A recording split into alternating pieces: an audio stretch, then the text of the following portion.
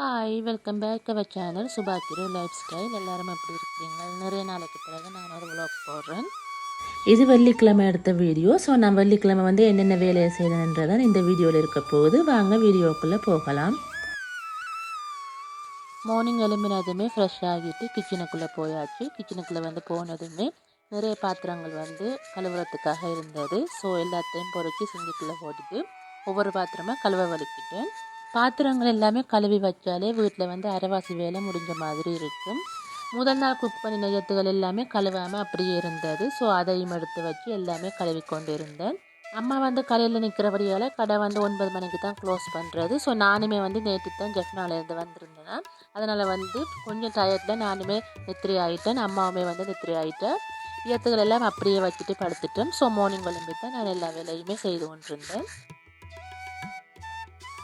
பாத்திரங்கள் எவ்வளவு கழுவினாலும் பந்து கொண்டே இருக்கும். இப்போ நான் கழுவுற பாத்திரங்கள் எல்லாமே மார்னிங் டீ ஊற்றின பாத்திரங்கள் தான். இதுக்கு பிறகு தான் நேற்று குக் பண்ணின ஏத்துகள் எல்லாமே கழுவி வச்சுருந்தேன். ஏத்துகள் எல்லாமே கழுவி முடித்த பிறகு கழுவின ஏத்துகள் எல்லாத்தையுமே அந்தந்த இடத்துல கொண்டு போய் வச்சாச்சு. நான் 2 கிழமையாக மாமி வீட்டை போயிருந்தேன். ஸோ வீட்டில் அம்மாவும் அக்காவும் தான் எல்லா வேலையுமே பார்த்து கொண்டிருந்தவையே. அம்மா கடையோடையே இருந்துருவேன். அக்காவே பிள்ளைகளை ஸ்கூலுகளுக்கு ஏற்றி இறக்கி அந்த வேலையில் இருப்பேன். ஸோ கிச்சன் எல்லாமே கொஞ்சம் மெர்சியாக தான் இருந்துச்சு. நான் தான் கொஞ்சம் கொஞ்சமாக எல்லாமே நீட் பண்ணி எடுத்துக்கொண்டுள்ளேன். ஸோ இன்னுமே நீட் பண்ண இருக்குது. ஓரளவுக்கு நீட் பண்ணி விட்டுருக்குறேன். எனக்கு கிச்சன் வீடு எல்லாமே நீட்டாக இருக்கணும். ஸோ நான் சின்ன சின்ன வேலையிலையும் பார்த்து பார்த்து செய்வேன். கிச்சனுக்குள்ளே வேலை செய்ய எனக்கு பிடிக்கும். ஸோ நான் ஒவ்வொரு வேலையாக பார்த்து பார்த்து செய்து கொண்டு கிச்சனை நீட் பண்ணி கொண்டிருந்தேன். பாத்திரங்கள் எல்லாமே கழுவி முடித்த பிறகு அப்படியே ஒரு அடியாக சிங்கையுமே கழுவி விட்டேன். சிங்கையும் ஒரு அடியாக கழுவி விட்டால் பார்க்க நீட்டாக இருக்கும். பாத்திரங்கள் எல்லாமே கழுவி முடிக்கிட்டு சிங்கையுமே கழுவி விட்டுட்டேன். அதோட கவுண்டர் டாப் ஃபுல்லாக நீட் பண்ணி விட்டுட்டேன்.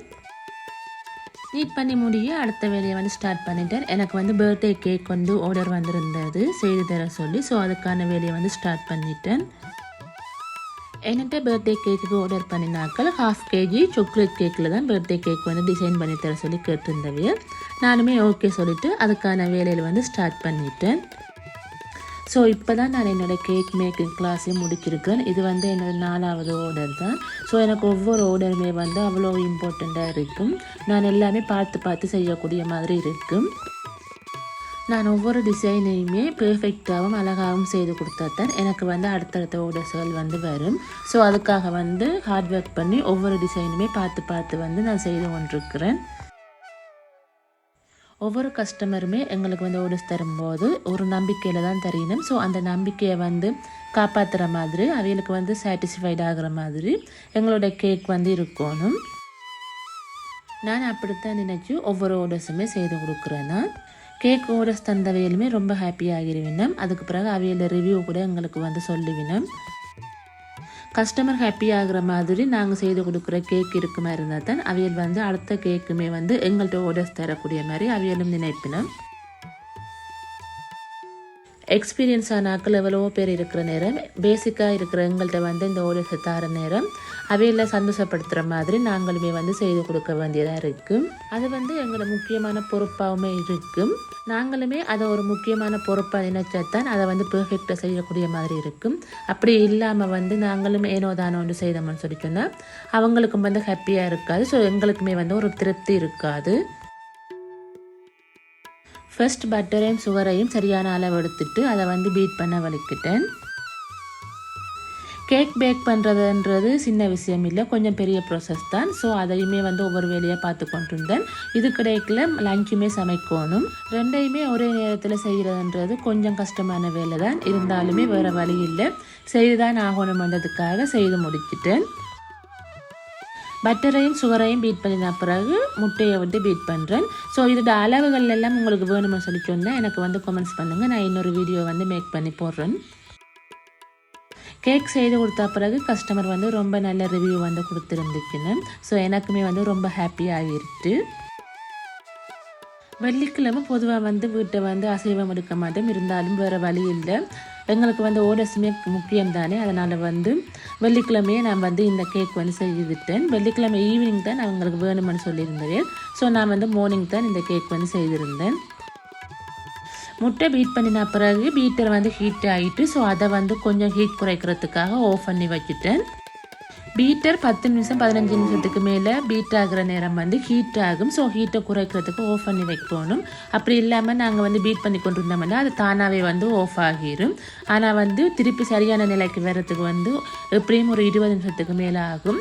அதுக்கு வந்து நாங்களே ஆஃப் பண்ணி வச்சு விட்டோம்னு சொல்லி சொன்னால் ஒரு 10 நிமிஷத்துக்கு மேலே திருப்பியுமே வந்து பீட் பண்ணக்கூடிய மாதிரி இருக்குது.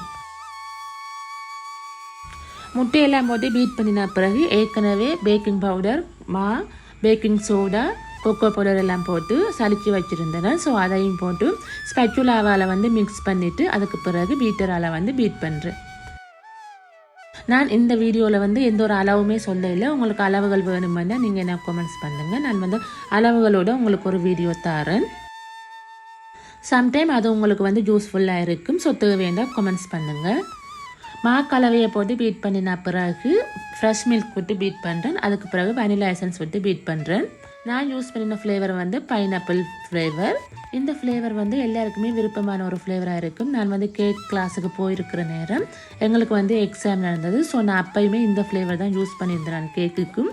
அப்போ என்னோடய மிஸ் வந்து இந்த ஃப்ளேவர் வந்து நல்லா இருக்குன்னு சொல்லியிருந்தவ. அதில் இருந்து நான் இந்த ஃப்ளேவர் தான் யூஸ் பண்ணி கொண்டிருக்கிறேன். அதோட வந்து கஸ்டமருக்குமே வந்து நான் இந்த ஃப்ளேவர் தான் யூஸ் பண்ணியிருக்கிறேன். இருந்தாலும் எந்த ஒரு குறையுமே எனக்கு வந்ததில்லை. பீட் பண்ணி முடித்த பிறகு அவனை வந்து ஆன் பண்ணிவிட்டு ப்ரீ ஹீட் பண்ணி விட்டுட்டேன். அவன் ப்ரீ ஹீட் ஆகிற அந்த டைமில் வந்து கேக் ட்ரேக்கு பட்டர் பூசி பட்டர் ஸ்வீட்டுமே போட்டு விட்டுட்டேன். வீட்டு தேவைக்கும் சேர்த்து தான் நான் வந்து அளவுகள் வந்து போட்டிருந்தேன்னா 2 ட்ரேயில் வந்து ஊற்றியிருந்தேன்னா நான் ஊற்றி பேக் பண்ண வச்சுட்டேன். அதோட வந்து கப் கேக்குமே 6 கப் கேக்குக்கு வந்து மாக்கலவை வந்து ஊற்றியிருந்தேன்னா என்னோடய கேக் டிசைனுக்குமே வந்து ஒரு கப் கேக் வேணும். அதனால் வந்து கப் கேக்குக்குமே வந்து நான் ஊற்றியிருந்தேன்னா கேக் பேக் பண்ண வச்ச பிறகு கவுண்டர் டாப் எல்லாமே நீட் பண்ணிவிட்டேன். அதோட கேக் செய்கிறதுக்கு தேவையான எடுத்த பொருட்கள் எல்லாத்தையுமே கழுவி வச்சுட்டேன். ஸோ உடனுக்குடனே வந்து கழுவி வச்சோம்னு சொல்லிட்டோம்னா பாதி வேலை வந்து குறைஞ்ச மாதிரி இருக்கும். பாத்திரங்கள் எல்லாமே கழுவி வச்ச பிறகு சமைக்கிறதுக்கு வந்து ரெடி பண்ணிட்டேன். கேக் வந்து தண்டை பாட்டில் வெந்து கொண்டிருக்கும். ஸோ அந்த டைமில் வந்து குக் பண்ணிடலாமான்னு சொல்லி எல்லாமே ரெடி பண்ணி கொண்டிருந்தேன். சமைச்சு முடித்த பிறகு தான் கேக் வந்து டிசைன் பண்ணணும். அதுக்கு வந்து முதல்ல கேக் வந்து பேக் ஆகி அதுக்கு பிறகு அந்த கேக் வந்து ஒரு 2 hours அல்ல 3 hours வந்து கேக் வந்து ஹீட் ஆறணும். ஹீட் ஆறினா தான் அதுக்கு மேலே ஐசிங் க்ரீம் வந்து பூசுறதுக்கு வந்து ஈஸியாக இருக்கும். அம்மா சோறு காய்ச்சிட்டா. ஸோ எனக்கு வந்து கறி வைக்கிறது மாதிரி தான் வேலையாக இருந்தது. அதுக்கு வந்து ஃபர்ஸ்ட் தேங்காய் எல்லாமே திருவி பால் புழிஞ்சு எடுத்துட்டேன். கேக் வந்து செய்து கொடுக்கறதுக்கு டைம் காணாமல் இருந்தபடியால் நாங்கள் சிம்பிளாக வந்து எங்களோட லஞ்சை வந்து முடிக்கிட்டோம். 3 மணிக்கு கேக் வந்து தர சொல்லி கேட்டிருந்த கஸ்டமர். ஸோ ஆல்ரெடி வந்து லேட் ஆகிட்டது, 1 மணி ஆகிட்டது. குயிக்காக வந்து என்னோடய சமையலை வந்து முடிக்கிட்டு நான் வந்து கேக் டிசைன் பண்ண வலிக்கிட்டேன். பால் புளியை எடுத்த எல்லா எத்துகளையுமே உடனே கழுவி வச்சுட்டேன். இப்படி வந்து எடுக்கிற எத்துகளை உடனே கழுவி வச்சோம்னு சொல்லி சொன்னால் வேலை வந்து குறைவாக இருக்கும். சேர்த்து வச்சோம்னு சொல்லி சொன்னால் கடைசியில் வந்து வேலை கூட இருக்கிற மாதிரி இருக்கும். எனக்கு வந்து கறி வைக்கிறதுக்கு முன்னே தேவையான பொருட்கள் எல்லாத்தையுமே முதலே ரெடி பண்ணி வச்சுருவோம். அப்படி ரெடி பண்ணி வச்சுட்டு கறி வைக்க வலிக்கிட்டோம்னு சொல்லி சொன்னால் ஈஸியாக இருக்கும். அதனால தான் தேங்காய் திருவி பால் புளிஞ்சு வச்சுட்டேன். கிச்சன்லேயே வந்து எனக்கு பிடிக்காத ஒரு வேலை வந்து தேங்காய் திருவி பால் புளிகிறது தான். அதை செய்து வச்சுட்டா வந்து சமையலே வந்து ஈஸியான மாதிரி இருக்கும். இன்றைக்கு சமையல் வந்து சோறும் பருப்பு கறியும் பைத்தங்காய் குழம்பும் கேரட் சம்பலும் தான். ஸோ பருப்பை வந்து கழுவி அடுப்பில் வச்சாச்சு. பருப்பில் இருக்கிற அந்த தண்ணி வந்து கொதிச்சு மேல் நுரைய வந்து அள்ளி எடுத்துடணும். ஸோ அதுக்கு பிறகு தான் நான் வந்து வெங்காயம் மிளகாய் வந்து வெட்டி போடுவேன். பருப்பு கொதிக்கிற நேரம் வெங்காயம் மிளகாய் வந்து வெட்டிட்டேன். ஸோ பருப்புக்கு பண்ணி தேவையான வெங்காயம் மிளகாயை முதல்ல வெட்டி பருப்புக்குள்ளே போட்டுட்டு அதுக்கு பிறகு மிச்ச வெங்காயம் பச்சை மிளகாய் எல்லாத்தையுமே வெட்டிட்டேன். மார்னிங்கில் இருந்து ஈவினிங் வரைக்குமே கிச்சனுக்குள்ளே தான் நிற்கிற மாதிரி இருந்தது அன்றைக்கு. ஸோ கால் எல்லாமே சரியான பெயின் ஆகிட்டது. இருந்தாலும் எங்களை வேலையை வந்து நாங்கள் தான் செய்யணும், வேறு யாரும் வர போகிறதில்லை. அப்படியே நினைச்சு கொண்டு எல்லா வேலையுமே செய்து கொண்டிருந்தேன். நிறைய நாளைக்கு பிறகு நான் வந்து ஒரு லாங் வீடியோ எடுத்திருக்கிறேன். ஸோ வீடியோ வந்து எப்படி இருக்குன்னு சொல்லி சொல்லுங்கள். குறை நிறைகள் இருந்துச்சுன்னு சொல்லி சொன்னால் கமெண்ட்ஸ் பண்ணுங்கள். உங்களோட சப்போர்ட் வந்து எனக்கு எப்போயுமே வேணும். பருப்பு அவிஞ்சு கொண்டிருக்குதுமே கேக்கை வந்து ஓப்பன் பண்ணி பார்த்தேன். ஸோ பேக் ஆகிட்டேன்னு சொல்லி நல்லாவே பேக் ஆகிட்டு அதோட வந்து டைமுமே ஆஃப் ஆகிட்டுது. ஸோ எடுத்து வந்து அதை வெளியே வச்சுட்டேன். இனி கேக் வந்து கொஞ்சம் ஹீட் ஆகணும். அதுக்கு பிறகு தான் கேக் வந்து டிசைன் பண்ணேலும். கட்டாயம் அவன் யூஸ் பண்ணுற நேரம் வந்து அவன் க்ளவுஸ் வந்து பாவிக்கணும். நான் வந்து அவன் க்ளவுஸ் வந்து வாங்க இல்லை, அதனால தான் இந்த சேவியர் டிஷ்யூ வச்சு எடுக்கிறேன். ஆனால் இது பாதுகாப்பு இல்லை. ஸோ அவன் க்ளவுஸ் வந்து வாங்கினா தான் பாதுகாப்பாக வந்து இருக்கும். அவனில் இந்த கைவிடியை தவிர மிச்ச இடம் எல்லாமே ஹீட்டாக தான் இருக்கும். ஸோ க்ளவுஸ் வாங்குகிற நேரம் ஃபுல் க்ளவுஸ் வந்து வாங்கினீங்கன்னா இன்னுமே பெஸ்ட்டாக இருக்கும். கேக் ட்ரேயை எடுத்து வச்ச பிறகு அதுக்குள்ளே வந்து கப் கேக் வந்து பேக் பண்ண வலிக்கிட்டேன். ஸோ கப் கேக்குக்கு வந்து டைம் வந்து குறைவாக தான் இருக்கும். ஸோ அடுத்தது வந்து பருப்புமே வெந்துட்டு அதுக்கு வந்து உப்பு மஞ்சள் தூள் எல்லாம் போட்டு உள்ளி மிளகு சீரகம் குத்தி போட்டிருந்தேன். அதோட வந்து பாலுமே விட்டாச்சு. பால் கொதிச்ச பிறகு பருப்பையும் இறக்கி வச்சுட்டேன். அதுக்கு பிறகு பைத்தங்காய் குழம்பு வைக்கிறதுக்கு வந்து எல்லாமே ரெடி பண்ணிட்டேன். தாச்சி அடுப்பில் வச்சு முதல்ல வந்து அப்பளத்தை பொறிச்சு எடுத்துட்டேன். அதுக்கு பிறகு வெங்காயம் மிளகாய் தாளிச்சிட்டு அதில் கொஞ்சத்தை எடுத்து பருப்பு கரைக்கி போட்டுட்டு அதுக்கு பிறகு பைத்தங்காயை வந்து அதில் கொட்டி தாளிக்க விட்டுட்டு, இது பைத்தங்கான்னு சொல்கிறத விட இங்கே வந்து பூஸ்டான்னு சொல்லுவோம். ஸோ கொஞ்சம் பெருசாக இருக்கும். பூஸ்டாவை வந்து நல்லா கழுவி எடுத்துட்டு அதை வந்து வெங்காய தாளிரத்துக்குள்ளே கொட்டி அதையுமே வந்து நல்லா வேக வச்சுட்டோம். ஸோ இது வந்து கொஞ்சம் எண்ணெய்க்குள்ள வந்து வதங்கணும். நிறைய நேரம் வெந்தால் தான் இது வந்து நல்லா இருக்கும். இல்லைன்னு சொல்லி சொன்னால் அப்படியே முழுசாக இருக்கும். இனி டெய்லியுமே ஒவ்வொரு நாளைக்கும் ஒரு ஷார்ட் வீடியோ அல்லது ஒரு லாங் வீடியோ போடலாம்னு சொல்லி பிளான் பண்ணியிருக்கிறேன். ஸோ அதுக்கு வந்து உங்களோட சப்போர்ட் வேணும். புது வருடத்துக்கு வந்து பூஜை வீடியோ வந்து போட்டிருந்தேன் நான், லாங் வீடியோ. அது வந்து 1700 பேருக்கு மேலே பார்த்துருக்கிறேன். ஸோ அது வந்து ஃபர்ஸ்ட் டைம் எனக்கு அவ்வளோ பேர் வந்து என்னோடய வீடியோ பார்க்குறது. அது எனக்கு ஹாப்பியாக இருந்தது. ஸோ அதே மாதிரி நான் போடுற எல்லா வீடியோஸுக்குமே எனக்கு சப்போர்ட் பண்ணுங்கள். அதே மாதிரி நானுமே தொடர்ந்து வீடியோஸ் போட்டு தான் யூடியூபுமே வந்து ரெக்கமெண்ட் பண்ணு. கொஞ்ச நாள் நான் கேக் கிளாஸ் தையல் கிளாஸுக்கு போனதால் என்னால் ப்ராப்பராக வந்து வீடியோ எடுத்து எடிட் பண்ணி போட இல்லாமல் போயிட்டுது. இப்போ வந்து கொஞ்சம் ஃப்ரீயாக இருக்கிறபடியால் நான் இனி வந்து தொடர்ந்து வீடியோஸ் போடக்கூடிய மாதிரி இருக்கும். சமைக்க முடிய நான் சாப்பிட வலிக்கிட்டேன். கேக்குமே வந்து ஹீட்டாகத்தானே வேணும். ஸோ அந்த டைமுக்குள்ளே வந்து நான் சாப்பிட்ட பிறகு அடுத்த வேலையை செய்வோம்னு சொல்லி சாப்பிட வலிக்கிட்டேன். சாப்பிட்டு முடிய ஐசிங் க்ரீம் வந்து மேக் பண்ணிட்டேன். ஸோ இந்த க்ரீமுக்கு தேவையான பொருட்களும் உங்களுக்கு அளவுகள் வந்து வேணும்னு சொல்லி சொன்னால் சொல்லுங்கள். நான் அதையுமே அளவுகளோட வந்து உங்களுக்கு போடுறேன். கொஞ்சம் டென்ஷனாகவும் இருந்தது. ஏன்னா நான் பிகினர் தானே. ஸோ எல்லாமே வந்து பார்த்து தான் செய்ய வேண்டியதாக இருந்தது. இருந்தாலுமே பெர்ஃபெக்டாக வந்துட்டுது. ஸோ சிம்பிளாக ஒரு டிசைன் தான் போட்டிருந்தேன் நான். அவையல் தார காசுக்கு ஏற்ற மாதிரி தான் வந்து நானுமே டிசைன் போடக்கூடிய மாதிரி இருந்தது. நாங்கள் கிராமத்தில் இருக்கிறபடியால் நிறைய காசுக்கு எல்லாமே இங்கே வந்து கேக் வாங்க மாட்டினோம். ஸோ 2000-3000 ரூபாய்க்குள்ளே தான் கேக் வாங்கினோம். ஸோ அதுக்கேற்ற மாதிரி தான் வந்து நாங்களுமே கேக் வந்து டிசைன் பண்ணக்கூடிய மாதிரி இருக்கும். க்ரீமை ரெடி பண்ணி வச்சுட்டு அதுக்கு பிறகு மேல் கவுண்டர் டாப்பை வந்து க்ளீன் பண்ணிட்டேன். அதுக்கு பிறகு கேக் வந்து டிசைன் பண்ணுறதுக்கு வந்து வலிக்கிட்டேன். காசு எவ்வளவு தந்தாலுமே எங்களோட வேலை வந்து பெஸ்ட்டாக இருக்கணும். அதோட வந்து அந்த டிசைனுமே அவைகளுக்கு பிடிக்கணும். கஸ்டமர் வந்து ஒரு டிசைன் அனுப்பி அதன்படி செய்து தர சொல்லி சொன்னால் அதுக்கான ரேட் வந்து மாறுபடும்.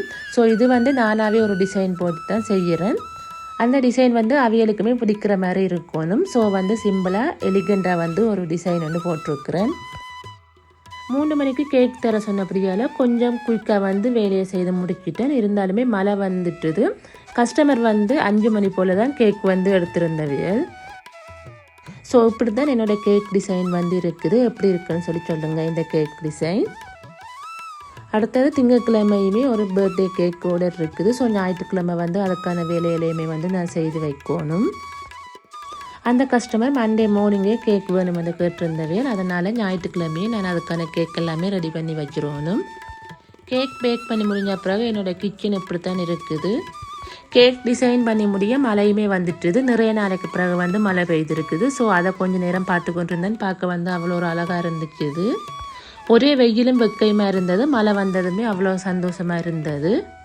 மாமி வீட்டில் இருந்து வரைக்கில் கொஞ்சம் மணி பிளான்ட் கொண்டு வந்திருந்தேன். ஸோ அதை வந்து இந்த பொட்டிலுக்குள்ளே வைக்கலாம்னு சொல்லி பொட்டில் எடுத்து கழுவிட்டு அதுக்குள்ளே தண்ணியை விட்டு மணி பிளான்ட்டையுமே சின்ன கட் பண்ணி வச்சுட்டேன். என்னோடய ரூமுக்குள்ளே கொண்டு வந்து வைக்கலாம்னு சொல்லித்தான் ரெடி பண்ணி கொண்டிருக்கிறேன்.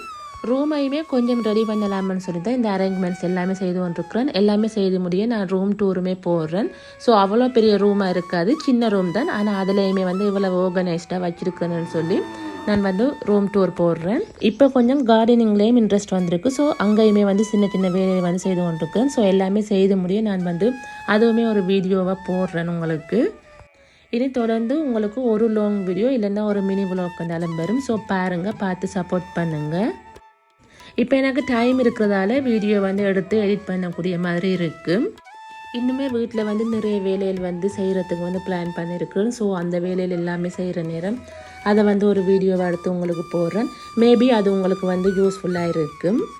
ஸோ மணி பிளான்ட் எல்லாமே வைக்க முடிய கிச்சனையுமே நீட் பண்ணி விட்டுட்டேன். அதோட வந்து என்னோடய வேலைகள் எல்லாமே ஓரளவுக்கு ஃபினிஷ்ட் ஆகிட்டுது. ஸோ இது எல்லாமே முடிய ஈவினிங் ஆகிட்டுது. அதுக்கு பிறகு நைட் வந்து அம்மா குக் பண்ணியிருந்தவா, நான் வந்து ரெஸ்ட் எடுத்திருந்தேனா. மார்னிங்கில் இருந்து ஈவினிங் வரைக்கும் நின்றபடியால் குதிக்கால் எல்லாம் சரியான பெயின் ஆகிட்டுது. அதுக்கு பிறகு என்னால் ஒரு வேலையுமே செய்யலாமல் போயிட்டுது. ஸோ நான் ஃபுல் ரெஸ்ட் எடுத்துட்டேன். இந்த வீடியோ உங்களுக்கு பிடிச்சிருந்தா வீடியோக்கு ஒரு லைக் கொடுத்துட்டு சேனலை வந்து சப்ஸ்கிரைப் பண்ணி வச்சுக்கொள்ளுங்க. ஸோ அப்போ தான் நான் போடுற வீடியோ வந்து உங்களுக்கு உடனுக்குடன் நோட்டிஃபிகேஷன் வரும். வீடியோ பார்த்ததுக்கு நன்றி. Thank you friends.